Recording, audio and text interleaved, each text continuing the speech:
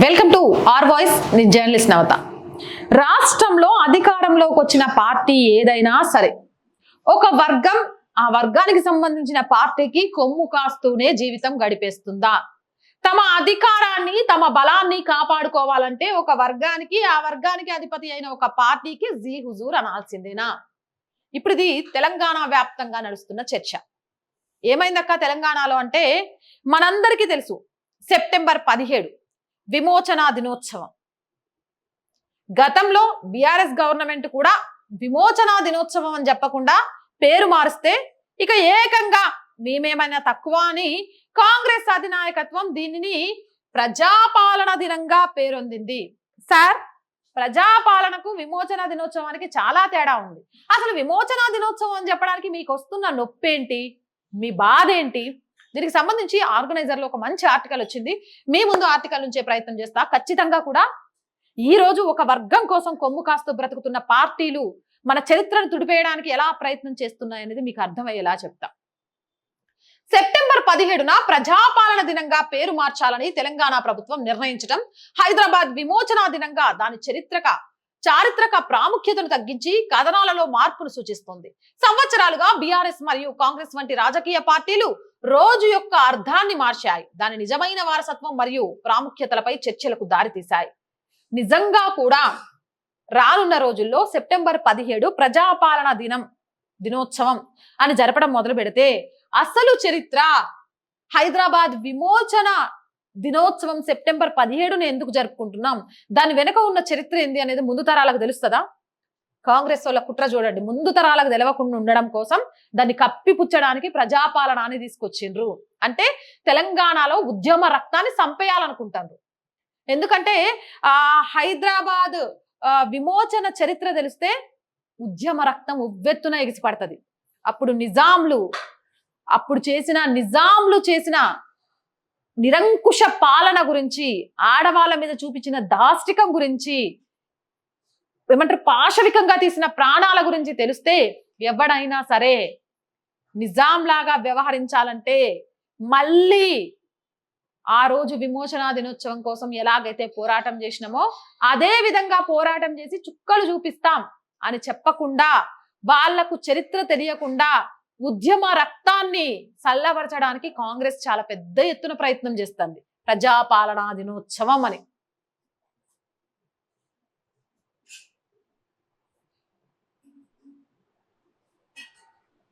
దశాబ్దాల ప్రజల డిమాండ్ తర్వాత తెలంగాణ 1948లో హైదరాబాద్ రాష్ట్రం భారత యూనియన్ లో విలీనమైన రోజుగా సెప్టెంబర్ 17ను అధికారికంగా తెలంగాణ ప్రజాపాలన దినోత్సవంగా జరుపుకుంటుంది. ఇది మనందరికీ తెలిసిందే. స్వతంత్రం భారతదేశానికి వచ్చిన తర్వాత కూడా మన హైదరాబాద్ రాష్ట్రానికి, అంటే ఇప్పుడు తెలంగాణలో ఉన్న హైదరాబాద్ రాజధానికి అప్పుడు రాలేదు. సర్దార్ వల్లభాయ్ పటేల్ నిర్ణయం, 5 రోజుల యుద్ధం తర్వాత దాన్ని సాధించాం. అది చాలా గొప్ప విషయం. తెలంగాణ రాకముందు కేసీఆర్ కూడా మస్తు ముచ్చట్లు చెప్పిండు. సెప్టెంబర్ 17ను తెలంగాణ విమోచన దినోత్సవంగా అధికారికంగా ధూమ్ధాములు లెక్క చేస్తామని. గాయన కూడా ఆ తర్వాత వచ్చినాక ఎంఐఎంకి ఇక్కడ ఉన్న వాళ్ళకు జీ హుజూర్ అంటూ పేరును మార్చేసిండు. నిజాలను ప్రజలకు తెలవకుండా ఏ విధంగా అడ్డుకట్ట వేయాలా అని ప్రయత్నాలు చేసిండు. ఇక ఇప్పుడు వీళ్ళు ఏకంగా మీకంటే మేము ఒక ఆకు ఎక్కువ చదివినమని నిరూపించుకుంటారు. భారతదేశ స్వతంత్రం యొక్క విస్తృత కథనంలో తరచుగా విస్మరించబడే ఈ చారిత్రక క్షణం ఆగస్టు 15, 1947 తర్వాత 13 నెలలకు వచ్చింది. మరియు నిజాం పాలన నుండి ఈ ప్రాంతాన్ని విముక్తి చేసిన పోలీసు చర్య ఆపరేషన్ పోలో ద్వారా సాధించబడింది. కొన్నేళ్లుగా మహారాష్ట్ర మరియు కర్ణాటకలు దీన్ని స్మరించుకుంటున్నప్పటికీ ఈ సంఘటన యొక్క ప్రాముఖ్యతను ఆంధ్రప్రదేశ్ మరియు తరువాత తెలంగాణ ప్రభుత్వాలు గుర్తించలేదు. ఎందుకు గుర్తిస్తాయి? మన దగ్గర ఏమైనా రాజకీయాలు తప్ప, కుల రాజకీయాలు, మత రాజకీయాలు, అధికార పీఠాలు తప్ప ఏం గుర్తుంటాయి? ఎంత కష్టపడితే హైదరాబాద్ సంస్థానం భారత్లో విలీనమైంది. హైదరాబాద్ సంస్థానాన్ని భారత్లో విలీనం కాకుండా ఉంచేందుకు అప్పుడు రజాకార్ల పాలన ఎలా ఉండేది, నిజాంలు ఎలాంటి నిరంకుశ పాలన చేశారు, ఆడవాళ్ళ బట్టలు ఇప్పించి బతుకమ్మలాడిచ్చిన మొదలు కళ్ళ ముందే భర్తలను చంపి భర్తల ముందే భార్యల మానాలను గుంజేయడం, చిన్న చిన్న పిల్లల ప్రాణాలు తీస్తూ చెట్లకు వేలాడదీయడం, ఇదంతా జనాలకు తెలియకూడదు. తెలిస్తే అమ్మో కష్టం కదా. రేపో మాపో హైదరాబాద్ లో ఒక్కొక్క నేను చెప్తాను కదా, శాస్త్రీపురం, ఇంకొకటి ఏదో ఇందాకే నేను చదివిన, ఇట్లా ఒక్కొక్క ఏరియాలలో హిందువులంతా ఖాళీ అవుతూ వస్తున్నారు. మళ్ళీ ఆ పాత రోజులకు తీసుకెళ్ళడానికి ప్రయత్నాలు జరుగుతున్నాయని చెప్పడంలో కూడా ఎలాంటి సంశయం అవసరం లేదు. మరి పాత రోజులు తీసుకురావాలంటే చరిత్రను కప్పేయాలి కదా. పాపం మేమేమో హిందువులకు పుట్టిన పాపానికి సెక్యులర్లుగా చేతులు ముడుచుకొని ఆ ప్రాంతం నుంచి పక్కకి వెళ్ళిపోవాలి కదా. ఒక ముఖ్యమైన పరిణామంలో తెలంగాణ రాష్ట్ర ప్రభుత్వం ఇప్పుడు ప్రభుత్వ కార్యాలయాలు, పట్టణ సంస్థలు మరియు గ్రామ పంచాయతీల అంతటా జాతీయ జెండాను ఎగరవేయాలని ఆదేశాలు జారీ చేస్తూ ప్రజల పాలనలో ఒకటిగా ఈ రోజును గౌరవించడానికి ఎంచుకుంది. ప్రజల పాలనలో కాదు, ప్రజల పోరాటానికి ఒక రోజుగా గుర్తించాలి. రజాకార్లను, నిజాంలను అణచివేసిన తెలంగాణ ప్రజల వీరత్వానికి గుర్తుగా ఆ దినాన్ని గుర్తించాలి. ఆ రోజు నిజాము రజాకార్ల మెడలు వంచి దేశం నుంచి తరిమి కొట్టి హైదరాబాద్ ని భారత్ లో విలీనం చేయడంలో ప్రతి పౌరుడు ఒక సమిధగా మారిన విధానానికి గుర్తు చేస్తూ విమోచన దినోత్సవంగానే జరపాలి. ఈ రోజైనా రేపైనా ప్రజలతో ఆడుకోవాలి, ఆడవాళ్ళతో ఆడుకోవాలని చూసిన ఏ ప్రభుత్వానికైనా ఆ రోజు రజాకారులకు, నిజాంలకు పట్టిన గతే పడుతుంది అనే విషయాన్ని గుర్తు చేసే విధంగా విమోచన దినోత్సవాన్ని జరపాలి. మీ ఇష్టం వచ్చినట్టు పేర్లు మార్చుకుంటూ చరిత్రను మార్చేస్తామంటే ఎవ్వరూ ఊరుకోరు. ఇక హైదరాబాద్ లో జరిగే అధికారిక కార్యక్రమంలో ముఖ్యమంత్రి రేవంత్ రెడ్డి త్రివర్ణ పతాకాన్ని ఎగురవేసి జిల్లా కేంద్రాల్లో మంత్రులు, ఉన్నతాధికారులతో కలిసి వేడుకలు నిర్వహించనున్నారు. ఈ నిర్ణయం భారతదేశంతో ఈ ప్రాంతం యొక్క ఏకీకరణ కోసం పోరాడిన అమరవీరుల గౌరవార్థం మార్చి 12, 2024 సెప్టెంబర్ 17వ తేదీన హైదరాబాద్ విమోచన దినంగా ప్రకటించిన హోం వ్యవహారాల మంత్రిత్వ శాఖ నుండి వచ్చిన ఇటీవల నోటిఫికేషన్ కి అనుగుణంగా ఉంది. నిజాం పాలన నుంచి హైదరాబాద్ కు విముక్తి కల్పించాలన్న చిరకాల డిమాండ్ ను మంత్రిత్వ శాఖ ప్రకటనలో ప్రస్తావించింది. వేడుకలను పర్యవేక్షించేందుకు ప్రభుత్వ ప్రధాన కార్యదర్శి శాంతి కుమారి రాష్ట్ర ఉన్నతాధికారులతో సమావేశమయ్యారు. Raj Bhavan, secretariat, assembly, high court వంటి కీలక ప్రదేశాలను తాత్కాలికంగా వెలిగించడం ఈ వేడుకకు మరింత వైభవాన్ని చేకూర్చనుంది. హైదరాబాద్ విముక్తి కోసం అధికారిక గుర్తింపు పొందేందుకు 7 దశాబ్దాల ప్రజా పోరాటానికి పరాకాష్ఠను ప్రతిబింబిస్తున్న ఈ ఏడాది వేడుకలు ప్రత్యేక ప్రాముఖ్యతను సంతరించుకున్నాయి. తెలంగాణ ప్రజల కోసం సెప్టెంబర్ 17 ఇప్పుడు ఈ ప్రాంతం కష్టపడి సంపాదించిన స్వేచ్ఛకు మరియు భారత యూనియన్ కి కట్టుబడి ఉన్న ఐక్యతా స్ఫూర్తికి నిదర్శనంగా నిలుస్తుంది. ఒకప్పుడు నిజాం పాలన నుండి విముక్తి దినంగా కీర్తించబడిన సెప్టెంబర్ 17 సంవత్సరాలుగా బహుళ గుర్తింపులను సంతరించుకుంది. భారతీయ యూనియన్ లో ఈ ప్రాంతం విలీనం కావడాన్ని పురస్కరించుకొని మొదట హైదరాబాద్ విమోచన దినోత్సవంగా గుర్తించబడింది. తరువాత దీనిని 2023లో బీఆర్ఎస్ ప్రభుత్వంలో తెలంగాణ జాతీయ సమైక్యతా దినోత్సవంగా మార్చారు. ఇప్పుడు కాంగ్రెస్ అధికారంలో ఉన్నందుకు ఈ రోజును మళ్ళీ ప్రజాపాలనగా మార్చారు.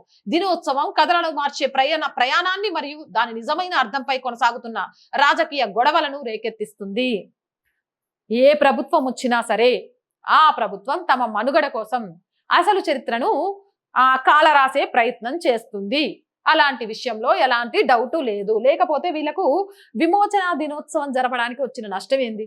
ప్రజాపాలనను ఒకరు ఇంకొకరు ఏమంటే జాతీయ సమైక్యత దినోత్సవం అని గతంలో వాళ్ళు అంటే విమోచన దినోత్సవాన్ని గుర్తు చేస్తే ప్రజలకు మళ్ళీ చెప్తున్నా పోరాడే తత్వం గుర్తొస్తుంది.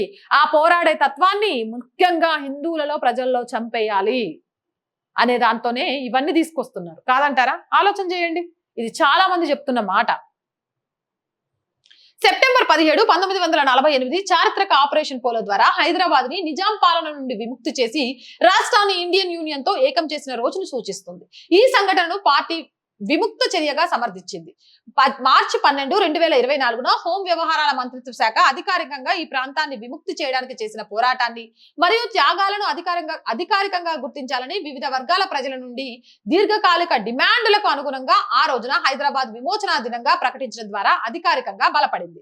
అయితే మునుపటి బీఆర్ఎస్ ప్రభుత్వం విముక్తి అనే పదాన్ని తగ్గించింది. బదులుగా తెలంగాణ జాతీయ సమైక్యతా దినోత్సవం ఎంచుకుంది. ఈ రోజు అణచివేత పాలన నుండి విముక్తి కంటే ఇండియన్ యూనియన్ తో విలీనానికి ప్రతీకాన్ని వాదించింది. ఇప్పుడు కాంగ్రెస్ అధికారంలో ఉన్నందున ముఖ్యమంత్రి రేవంత్ రెడ్డి ఈ రోజును ప్రజాపాలనా దినోత్సవం లేదా ప్రజాపాలన దినోత్సవంగా మార్చడం ద్వారా కొత్త ట్విస్ట్ ని ప్రవేశపెట్టారు.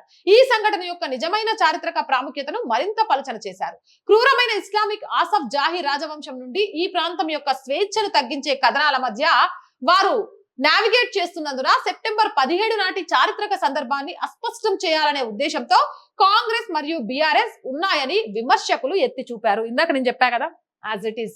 ఇంతలో హైదరాబాద్ భారతదేశంలో విలీనం కావడానికి దారితీసిన పోరాటాలు మరియు బలిదానాలను గుర్తుంచుకోవాలని ప్రజలను కోరుతూ విమోచన దినాన్ని ఒకటిగా స్మరించుకోవడంలో బీజేపీ కృత నిశ్చయంతో ఉంది. సెప్టెంబర్ 17న హైదరాబాద్ విమోచన దినోత్సవం గుర్తించడానికి కాంగ్రెస్ మరియు బీఆర్ఎస్ విముఖత, రజాకార్లతో జతకట్టిన ఎంఐఎం లో మూలాలు ఉన్న ఏఐఎంఐఎం పార్టీని బుజ్జగించిన ఫలితంగా విస్తృతంగా కనిపిస్తుంది. చారిత్రాత్మకంగా రజాకార్ల హైదరాబాద్ స్వతంత్ర ఇస్లామిక్ రాజ్యంగా స్థాపించడానికి ప్రయత్నించారు.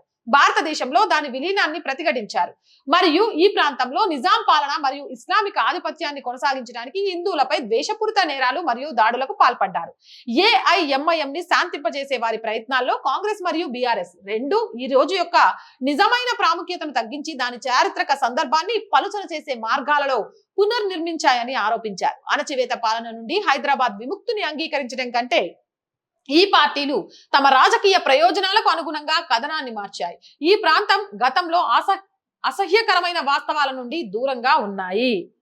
అసలు వాస్తవాలను పక్కకు పెట్టేసి ప్రజలను మభ్యపెట్టే ప్రయత్నం చేస్తాండ్రు. ఇప్పటికే హైదరాబాద్ లో 7 నియోజకవర్గాలు నువ్వేం చేసినా సరే ఒక నాయకుడి పుణ్యమా అంటూ వాళ్ళ ఆధీనంలోకి వెళ్ళిపోయినాయి. ఇక వాస్తవాలను ప్రజలకు చెప్పకుండా దాచిపెడితే రేపు హైదరాబాద్ ఏమైద్దో నేను చెప్పాల్సిన అవసరం లేదు. ఇప్పటికే చాలా ప్రాంతాలు హైదరాబాద్ కి సంబంధించి హిందువులు ఒక్కొక్కరుగా పారిపోయే పరిస్థితి వస్తోంది.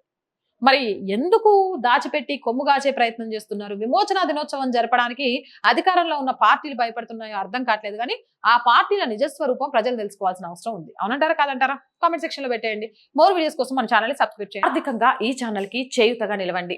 ఆర్థికంగా ఆర్ వాయిస్ కి మీ అందరి సహాయ సహకారాలు చాలా చాలా అవసరం. ₹1 నుంచి మీకు తోచిన సహాయం చేయడం ద్వారా ఈ ఛానల్ ని నిలబెట్టిన వాళ్ళు అవుతారు. దానికోసం సబ్స్క్రిప్షన్ పక్కనే జాయిన్ అనే బటన్ ఉంటుంది. 1 to 5 లెవెల్స్ ఉంటాయి. ఏదో ఒక లెవెల్లో సపోర్ట్ చేయండి.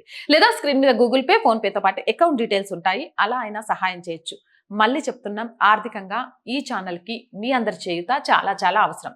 So please support our channel, subscribe our channel. జై భారత్.